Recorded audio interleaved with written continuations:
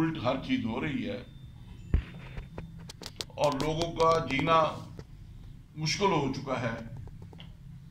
اور ان حالات میں میں سمجھتا ہوں جہاں پولیٹیکل پارٹیز کا ذمہ داری بنتی ہے اپوزیشن کی، تو اس سے میں سمجھتا ہوں media, print media, social media, electronic media, یہ ہم سب تمام جو طبقات ہیں ان سب کی ذمہ داری ہے کہ اس پاکستان کے عوام کے ساتھ جو مختلف ہیلوں سے، بہانوں سے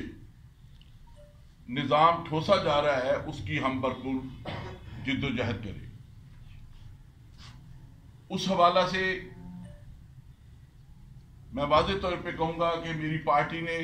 جب کال دی مہنگائی کے خلاف تو ہم نے 3-4 احتجاج کیے ہیں، لیکن بڑی بدقسمتی ہے کہ اس میں عام پبلک کے لوگ شامل نہیں ہوئے۔ فردن آپ لوگوں کے پاس جائیں گے تو وہ آپ کو پورا رونا سنائیں گے اپنا کہ یہ ظلم ہو رہا ہے، یہ ظلم ہے۔ جب وہ کہا جائے کہ اس کے اندر آپ شامل ہوں تو وہ،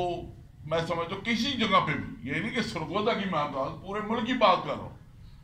اور اس کے بعد نون لیگ والوں نے احتجاج کی کال دی،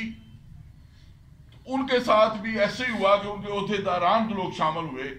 اور عام پبلک اس میں نہیں آئی۔ اب اس میں سمجھتا ہوں کہ عام پبلک کو اتنا نیچے دبا دیا گیا ہے، معاشی جو اس کا استحصال کر دیا گیا ہے کہ اس کے پاس ہمت نہیں ہے کہ وہ آپ کو آدھا گھنٹہ بھی آپ کے ساتھ آ کر سڑکوں کے اوپر احتجاج کریں، اپنا احتجاج نوٹ کرائیں۔ تو جہاں پہ